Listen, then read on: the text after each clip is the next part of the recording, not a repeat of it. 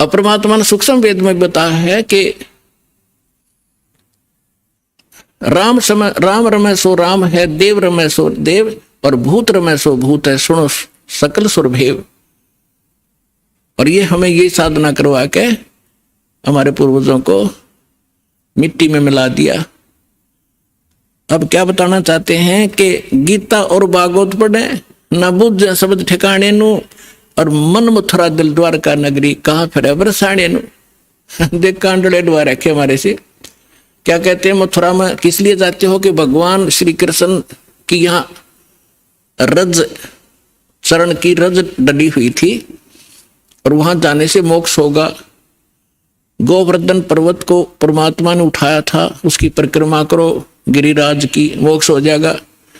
भले आदमियों, पहले तो ये सोचो कि गोवर्धन गिरिराज को किस लिए उठाया था श्री कृष्ण जी ने। वो श्री कृष्ण जी ने कहा था इन देवताओं की पूजा छोड़ दो, एक भगवान की भक्ति करो, जैसा श्री कृष्ण जी को ज्ञान था।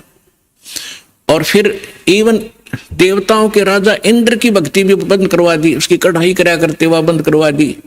इंद्र को क्रोध हुआ, ब्रज को डबोना चाहा, तब परमात्मा को याद करके, क्योंकि रामकृष्ण सतगुरु सहजादे कबीर भगवान के बच्चे हैं ये भी, और हमसे ज्यादा शक्तिशाली हैं, बड़े भक्ति युक्त से तभी थे उच्च पद को प्राप्त है। तो परमात्मा इनकी भी मदद करता जब ये हृदय से पुकारते हैं। और परमात्मा यही चाहते हैं कि ये जो आन उपासना हटे। तो श्री कृष्ण जी ने वो इसलिए गिरिराज उठाया था कि आन उपासना देवी देवताओं की भक्ति बंद कर दो। और ये हमारे गुरु ये फिर वही करवाने लग रहे जो श्री कृष्ण जी बना किया करते थे, खा के इनको ज्ञान। अब श्री कृष्ण जी उस मथुरा ने छोड़कर द्वारका में गए थे। अगर वही पवित्र धरती होती और वहीं से मोक्ष होता तो वो द्वारका क्यों गए। तो गरीबदास सूक्ष्म वेद में कहा है कि भूमि भरोसा डूब है और कल्पत है त्यों देव। इस भूमि के जो आधार से आप ये मान बैठे हो कि मथुरा में जाने से और जीव का कल्याण होगा, या काशी में ही मोक्ष प्राप्त होता है, या भूल है आपकी।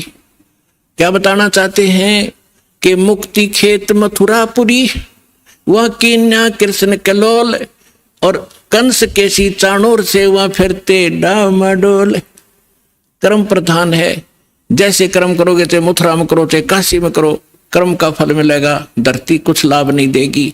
क्या संदेश क्या दिया है यहाँ इस सेंटेंस में, समृतवाणी में, कि यदि आप मथुरा को मोक्ष अक्षेत्र मानते हो, और किस लिए कि वहां श्री कृष्ण जी किलोल किया करते थे, घूमा फिरा करते थे, रास करते थे। उसी मथुरा में कंस था, केसी और चाणूर जैसा ने बकल तरवाया, उनकी ब्रान माटी हुई, उनको नरक स्थान मिला। उन कर्म माड़े किए तो अच्छे कर्म कहीं बैठ के कर लो, सद्भक्ति करो, उसी से लाभ होगा। और फिर क्या डले डुआ रखे हैं कि बरसाना में जाएंगे, बरसाने में नहीं गए तो अधूरी भक्ति रहेगी वहां की। क्यों? क्योंकि राधा जी बरसाने की लड़की थी और श्री कृष्ण जी की प्रेमिका थी। अब वहां के लोग, जो बरसाना के लोग इतने भ्रमित हैं, वो क्या कहते हैं, एक दूसरे को राम राम भी नहीं बोलते। वो क्या कहते हैं, जैसे सुबह सुबह या कभी भी मिलते हैं आपस में, हम कोई राम राम कहता, कोई सत्साई बोलते हैं, तो वो कहते हैं राधे राधे। तो सामने वाला कहेगा अखा बेटा राधे राधे, और राम भी भूल गए, और राधे उस काम की लड़की ने पूजन लाएंगे। देख कहाँ डले डुबा दिए, राधे राधे श्याम मिला दे। वो बरसाना में सिफारिश लुआन जाओ राधे की कि कृष्ण से मिला दे, कृष्ण ने मिलकर के कला टूट जाएगा, वो आप जन्म मृत्यु के अंदर। तो पुण्यात्माओं, इस काल के दूतों ने यो 9 मन सूत उलझा रखा है अज्ञान का।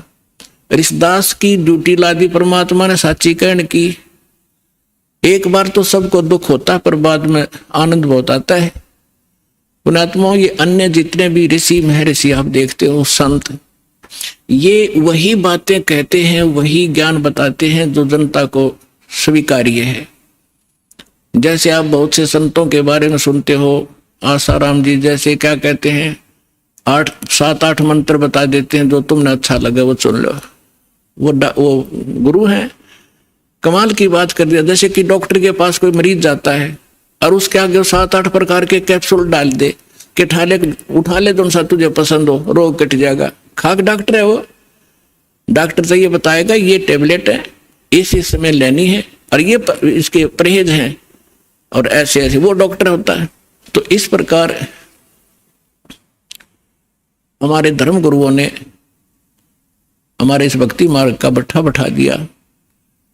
पुण्यात्मा, जैसे एक हमारे यहाँ भी वो एक वर्द है, 60 साल वर्ष का था, सन 2000 की बात है। हम यात्रा पर गए थे परमात्मा के वो मगर देखने के लिए बच्चों को, क्योंकि उसमें थोड़ी संगत थी। इनको दिखाकर काशी में लहर तारा तालाब दिखाया, इनको ये दृढ़ हुए, फिर उन्होंने लाखों को दृढ़ कर दिया कि सचमुच हम देख कर आए हैं। बाकी वहां जाना सिर्फ मोक्ष नहीं, लेकिन अपना तीर्थ स्थल, अपना विश्वास दृढ़ करने के लिए हम गए थे। तो रास्ते में एक्सीडेंट हो गया किसी कारण से। जिस बस में वो बूढ़ा बैठा था उसकी टांग फ्रैक्चर होगी। यहाँ किसी डॉक्टर को दिखाया, वो जहाँ पुराने आश्रम में रहा करता था। उसको क्या किया, जैसे डॉक्टर ने से कह दिया हमने कि इसकी वहां पट्टी लगाया होगा, डॉक्टर कंपाउंडर ने भेज दे। और वो बूढ़ा जाते ही नौका, क्योंकि जख्म था उसके ऊपर से जो पट्टी उतार के और उसके अंदर जो जख्म बना हुआ था उसको जरा सा भी हाथ लावे और वो नौका मर गया। तो कंपाउंडर क्या करे, उसी के ऊपर ऐसे ही थोड़ी सी लगावे, दवाई लगा और पट्टी बांध जावे। रोजाना के 20 रुपये ले ले, 5-7 उसके होंगे, 2-4 5-10 डॉक्टर के होंगे उसमें से। तो 1 महीना हो गया, दर्द ज्यों का त्यों चिल्ला हुआ बूढ़ा। तो एक ऐसे ही कोई हमारा उसमें एक सेवक रहता था, उसका मित्र एक डॉक्टर था, वो चला गया। उसने पहले भी देखा था कि बूढ़े का चोट लग गई, कहाँ जी फ्रैक्चर हो गया था। उस दिन 1 हफ्ता 10 दिन के बाद उसने फिर पूछा क्या वृद्ध ठीक हो गया? तो उस भक्त ने बताया जी ठीक अभी हुआ नहीं है। तो उसने कहा चलो मैं देखता हूं। उसने जाकर देखा, वो पट्टी उतारी, उसमें मवाद भरा और इतना बड़ा सूज रहा वो।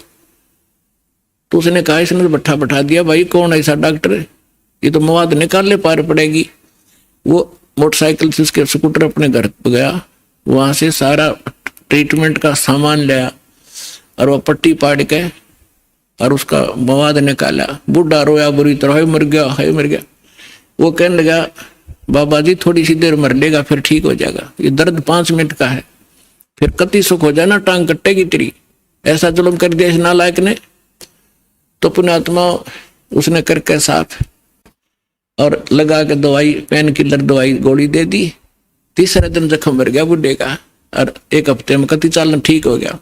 तो ये 2 नीम हकीम हैं जो ये कहते हैं कि समाज नाराज हो जाएगा, श्राद्धन मना कर रहे हैं, देव देवता की पूजा मना कर रहे हैं, सारे विरोधी हो जाएंगे, बेशक हो जाओ। ये तो है नीम हकीम जो केवल ने सोचा ये नाराज ना होने चाहिए, चाहे बेशक इनका नाश हो जाओ।